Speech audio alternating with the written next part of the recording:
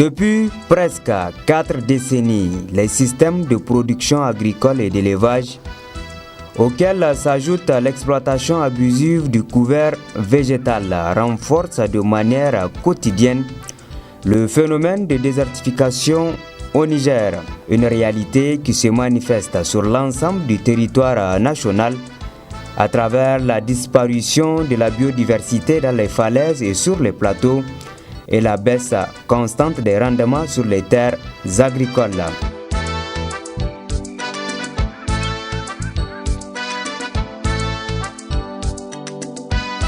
Consciente de cette problématique environnementale au Sahel, en l'occurrence au Niger, l'association Jeunes Volontaires pour l'Environnement JVE Niger s'est investie depuis 2009 dans la protection de l'environnement avec plusieurs activités à son actif.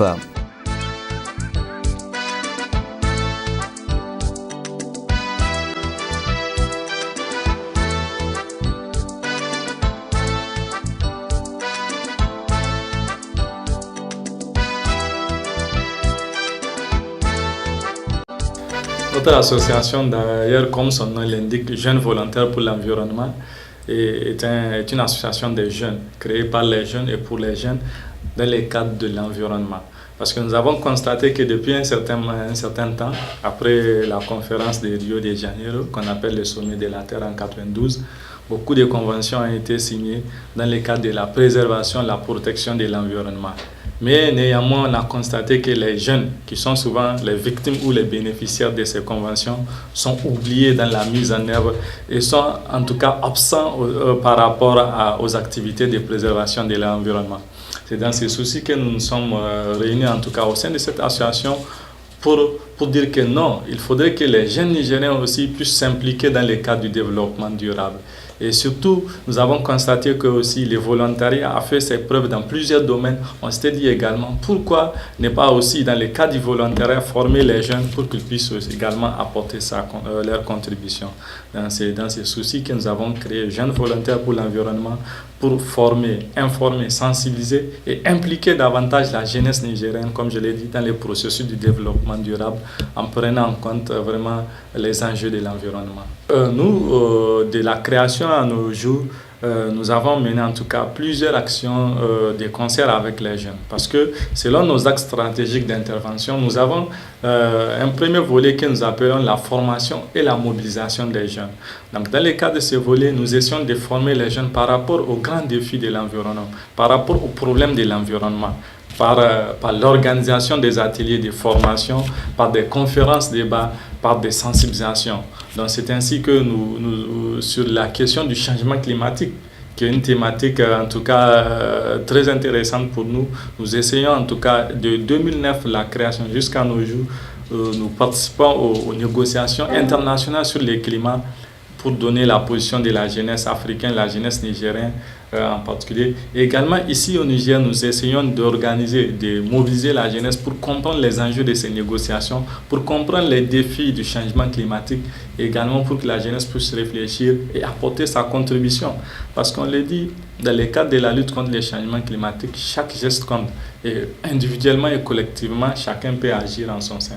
Donc nous essayons de conscientiser, en tout cas de sensibiliser pour booster une conscience au niveau de la jeunesse, pour qu'elle puisse dire que l'avenir, c'est nous l'avenir. Donc il faudrait qu'aujourd'hui, nous puissions en tout cas préparer ce que nous aurons demain pour nos enfants, pour les autres générations à venir.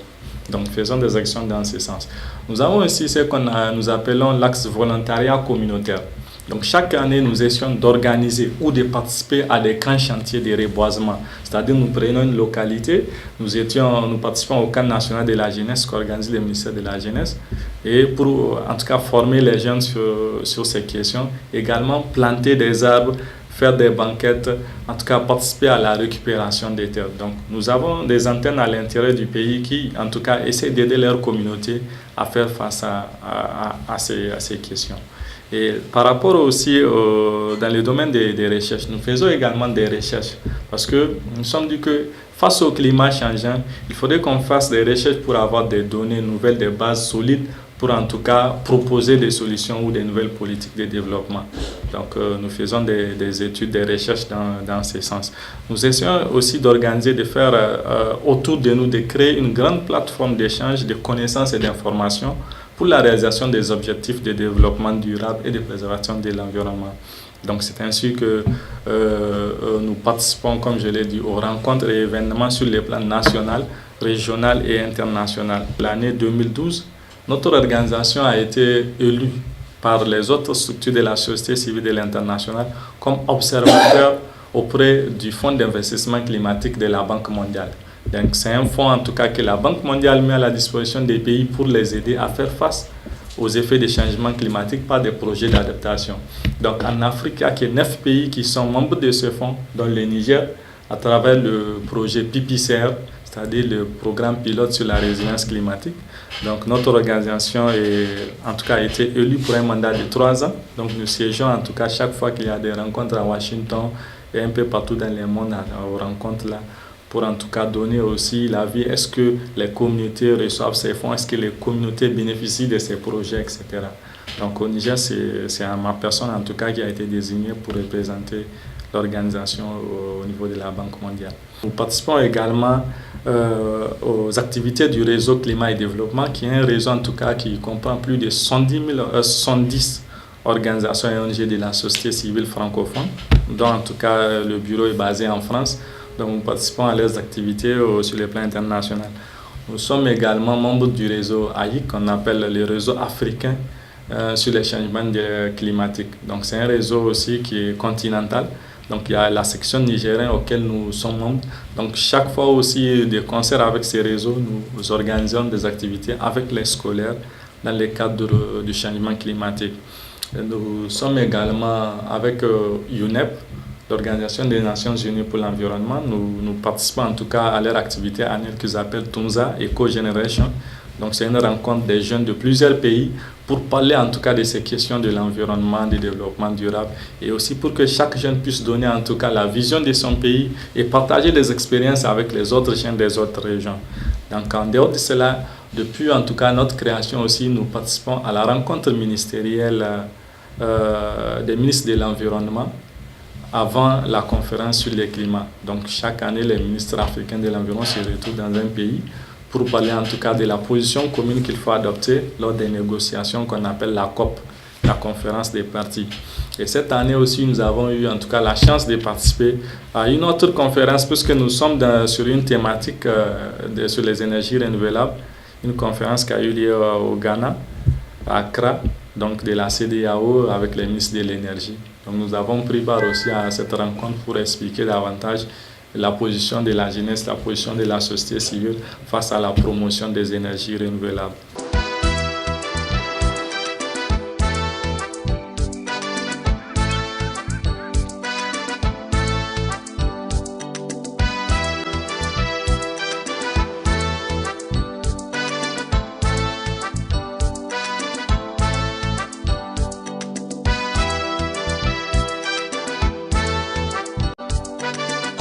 Nous avons constaté que, en tout cas, la biodiversité, depuis en tout cas une convention de protection, de préservation, de conservation de la biodiversité, mais au Niger, il n'y a pas un grand événement qui est dédié à cela. Et comme notre organisation est membre du mouvement international Jeunes Volontaires pour l'Environnement, qui est présent dans plus de 20 pays en Afrique, dont le siège est ici au Togo, à Lomé. Donc chaque année, nous participons à une activité pareille chez eux qu'ils appellent la semaine de la biodiversité culturelle dans un village togolais qui s'appelle Chiko. Donc nous étions à la 9e édition, nous nous sommes dit que nous étions à la 8e, 9e édition. Nous nous sommes dit que c'est une bonne expérience, qu'il faut aussi peut-être expérimenter ça au Niger.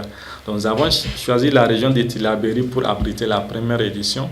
Parce que vous savez tous que Tillabéri, en tout cas, regorge en tout cas par exemple les hippopotames. Nous avons même constaté lors de notre séjour qu'il y a une réunion qui est en train d'avoir lieu pour préparer un forum en tout cas sur la protection des hippopotames. Donc les hippopotames, il y a beaucoup d'aspects en tout cas de la biodiversité qui envoient des disparitions ou bien qui sont menacés. Donc nous nous sommes dit qu'il faudrait en tout cas informer la jeunesse par rapport à ces questions. Donc nous avons réuni une quarantaine de participants venus en tout cas de nos antennes de l'intérieur du pays de ceux de Niamey et de ceux de Tillabéri, avec lesquels, durant la semaine, nous avons en tout cas eu à faire des visites sur le terrain pour constater en tout cas la diversité biologique sur les terrains, sur les plans en tout cas végétal, sur les plans animal, pour voir beaucoup de types d'espèces animales et végétales. Et également, nous avons eu à faire des conférences, des ateliers pour renforcer leurs capacités afin qu'ils puissent bien cerner ces questions, ces thématiques. En dehors de cela, nous nous sommes dit qu'il faudrait aussi, chaque fois que la particularité pour nous au Niger, nous sommes dans un pays sahélien, il faudrait laisser des traces chaque fois que nous faisons des activités. Nous nous sommes dit qu'il faudrait planter, nous avons planté plus d'une quarantaine d'arbres, des arbres fruitieux surtout, aux alentours en tout cas dans la ville de Tillabéri, mais au bord du goudron pour qu'il y ait vraiment des voies assez boisées. Donc, et nous ne sommes pas contentés seulement de planter. Nous avons pris en tout cas la peine de trouver des clôtures pour clôturer ces plants. En plus de cela, nous sommes arrangés à ce que là où nous plantons, que ceux qui vont bénéficier de ça puissent s'engager à en prendre soin. Donc c'est ainsi que nous avons planté à la devanture, par exemple, du conseil régional de Tillabéri, à la devanture de la mairie. Avec la mairie, nous nous sommes dit que bon, voilà, nous allons vous planter et protéger. Mais il faudrait que vous engagez aussi à arroser le plus souvent, etc., à la préfecture et en tout cas au niveau de certains ruelles de Tillabéri. Donc après cela, le dernier jour, nous étions dans un jardin pour en tout cas faire découvrir davantage aux jeunes. Voilà comment se fait le jardinage, comment se fait en tout cas beaucoup, puisque c'est un jardin où il y a une ferme avicole, il élève un certain type de moutons qu'il fait en tout cas des croisements avec, il y a aussi la pisciculture avec les poissons, l'élevage des poissons. Donc tous ces aspects pour montrer aussi que la diversité elle est riche. Nous avons vraiment une variété, en tout cas en termes de biodiversité au Niger, et qu'il faudrait que les jeunes prennent connaissance de cela et aussi comprennent l'importance de la biodiversité, rien que dans la chaîne alimentaire, dans beaucoup d'aspects. Donc si la biodiversité est menacée, c'est notre survie qui est aussi menacée. Et si notre survie est menacée, c'est nous en tant que jeunes qui vont en pâtir le plus. Parce que l'avenir est en tout cas devant nous. Donc on n'a pas le droit en tout cas de faire des erreurs. On a le droit d'en préserver et d'en prendre soin. Mais plus on en prend connaissance, plus on en prend soin, on comprendra qu'il faut vraiment s'engager. Puisque quand on s'engage pour aujourd'hui, c'est pour demain.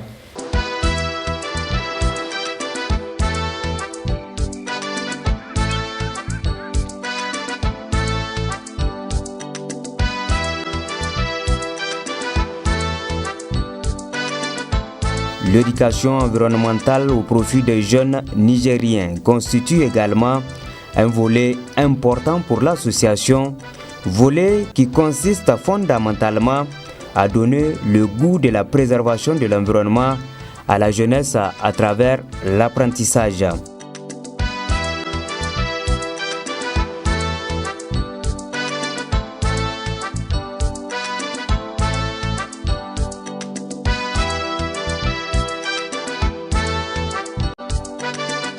Au niveau de notre ONG, nous avons un programme donc, qui s'appelle le programme PEC. Le programme PEC, c'est donc programme écologie et conscience. Donc, ce programme a pour objectif donc, de promouvoir l'éducation environnementale donc, au sein des établissements scolaires. Et en dehors de cette éducation, nous avons aussi le développement durable que nous venons donc un peu administrer, je veux dire, avec le concours des élèves des établissements scolaires. Donc, que nous intervenons.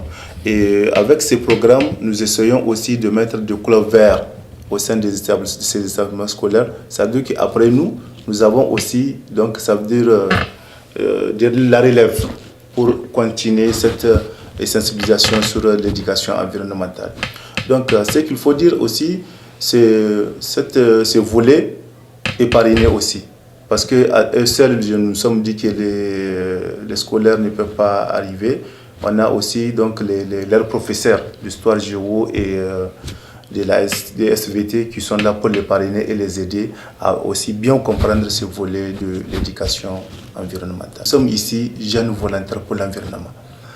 Donc, hors connaissant la cause sociale nigérienne, elle est composée aussi de jeunes. Donc, nous n'allons pas tout simplement nous réfugier derrière tout simplement des scolaires, parce que les scolaires, je veux dire, ils ont un temps. C'est le temps des activités scolaires. Après, c'est les grandes vacances. et les autres jeunes qui ne sont pas des scolaires. Donc c'est pour vous dire qu'en dehors de ces jeunes, nous avons des localités que nous avons ciblées. Je prends l'exemple de Boré et tout ce qui s'ensuit aux alentours. Donc, Namaro, tout ça là. Donc nous avons ces jeunes avec qui donc, on essaie de les regrouper, de les expliquer. Et aussi, une fois qu'on finit cette explication, cette sensibilisation, il faut qu'ils continuent aussi à travers la communauté. Parce que eux, c'est des jeunes de terroir comme on appelle. Donc ils sont là sur place, mais ils touchent. Parce que la sensibilisation de jeune par jeune, elle est plus importante. Mais là aussi, nous avons une composante qu'il faut impliquer, qui sont aussi les adultes. Donc vraiment, ce n'est pas seulement les scolaires, ça touche aussi les autres couches qui sont non scolarisées. Nous ne sommes pas une ONG qui est là dans les quatre murs, parce que nous sortons sur le terrain. Nous partons pour des camps chantiers. Nous faisons des activités sur le terrain. Donc c'est à travers ces activités que nous les impliquons comment faire des digues, comment protéger, comment faire des demi-lignes et tout ce qui s'ensuit. Donc, je me suis dit que le fait de dire rester ici au bureau, pour la programmation ne suffit pas.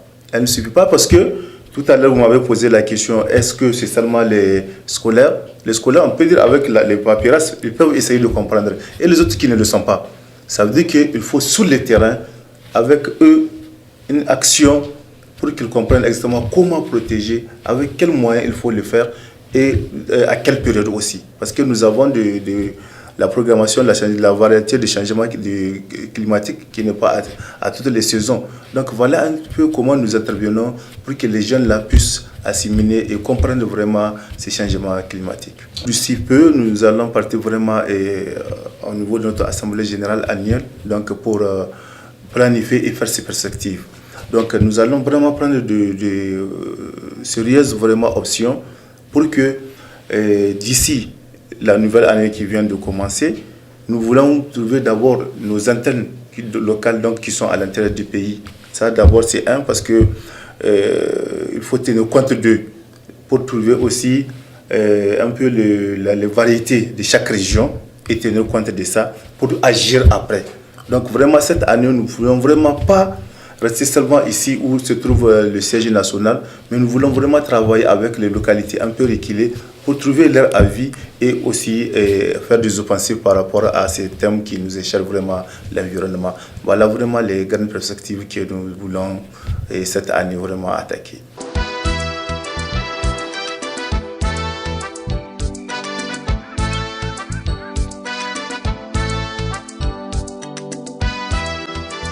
Exerçant dans un pays comme le Niger où les potentialités en énergie renouvelable sont énormes et peu exploitées, l'association JUVE s'oriente également dans le domaine des énergies propres dont l'utilisation à grande échelle permettra à l'écosystème de reprendre son droit partout dans le pays.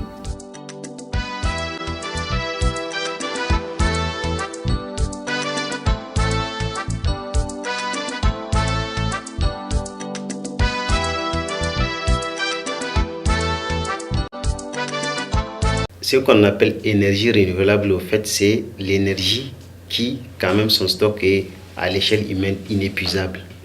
Et dans notre contexte, on peut dire que les énergies renouvelables, encore, sont ces énergies-là qu'on utilise et quand même, comment on appelle ça, on ne vient pas imputer, au fait, leur renouvelation. Quand vous prenez le bois, donc le bois énergie, lui on dit qu'il est considéré comme énergie renouvelable si quand même son utilisation ne dépasse pas sa régénération. Donc, au Niger, on a le soleil, donc l'énergie renouvelable, donc le solaire. On a l'éolienne, donc qu'on utilise avec le vent. Donc on a, si vous voulez, l'hydroélectrique, mais surtout à ce niveau-là, jusqu'à présent, notre pays n'a pas encore, ou bien il est en voie donc de recherche donc de l'hydroélectrique avec le barrage de Kandaji. On a commencé donc 2012 avec le projet donc CLEANA, donc qu'on appelle Clean Energy for Africa, l'énergie propre pour l'Afrique. Donc pour ce projet-là, quand même, JVE, elle a atteint quand même pouvoir promouvoir l'accès à l'utilisation donc de l'énergie propre. Donc ces énergies renouvelables là, comment on va essayer donc de les insérer pour quand même l'effet que l'homme a sur le changement climatique puisse donc baisser. Je vais d'abord essayer donc de faire une phase d'approche pour savoir qu'est-ce qui en est sur le pays. C'est pourquoi on a fait des études de faisabilité de distribution des foyers améliorés. Et il y avait une autre qui a précédé cette étude-là, qui est l'étude donc sur les facteurs énergétiques du pays, pour voir vraiment au Niger qu'est-ce qu'on a en matière donc de ressources énergétiques. Et à partir de ce constat, on a vu que on a quand même un grand potentiel énergétique, mais surtout c'est le facteur énergie renouvelable qui est vraiment lésé.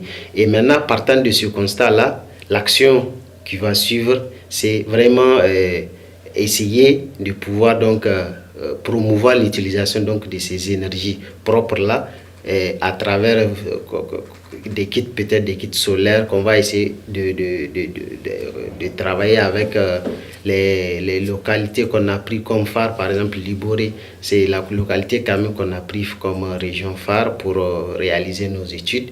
Et partant de cela, donc on a compris que les énergies propres, quand même, ce sont des énergies qu'il faut pour promouvoir donc le développement ici au Niger. Si on ne peut pas élargir donc les champs d'accès à l'électrification, quand même les énergies renouvelables, ils sont là. On n'a pas besoin, par exemple, de déplacer le vent, on n'a pas besoin de déplacer donc les sources solaires.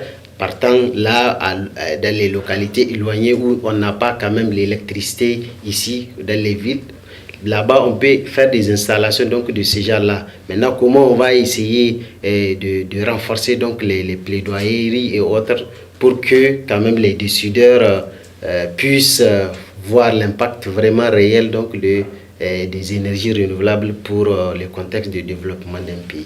Alors nous sommes dans un pays sahélien, en l'occurrence le Niger.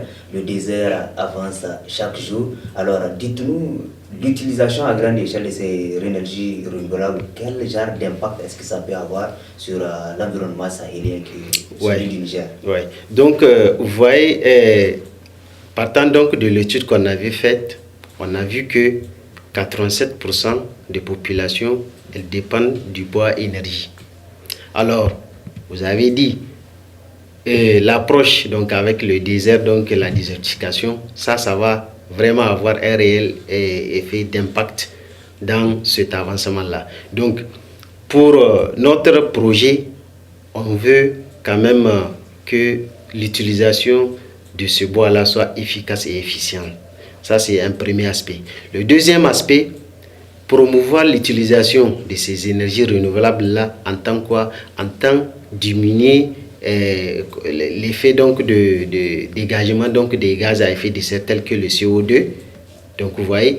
Troisièmement, on essaie de voir comment nous allons avoir un effet vraiment très réel sur la conscientisation de ces populations, parce que le problème qui se passe c'est que notre pays, depuis il avait commencé avec ces énergies renouvelables. Depuis les années 60, on a commencé avec les énergies renouvelables, mais on a vu qu'il n'y a pas eu de suivi et que les gens ont délaissé.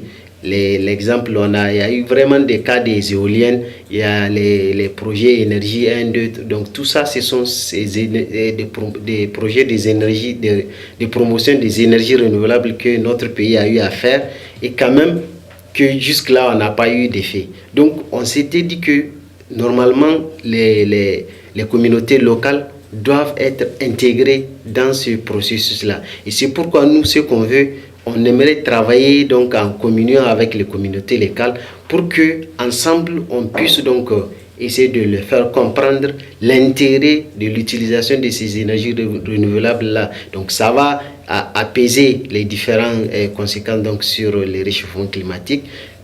La diminution de l'utilisation du bois, ça va essayer de stopper l'avancement du désert.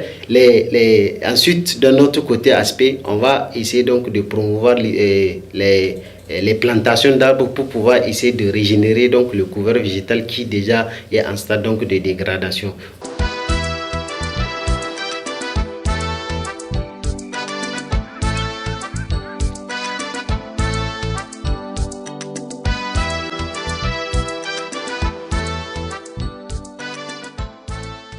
Bien que récente au Niger, avec ses modestes actions, l'association Jeunes Volontaires pour l'Environnement JVE Niger ambitionne d'outiller la jeunesse du pays dans la promotion d'une justice sociale et la gestion durable des ressources naturelles.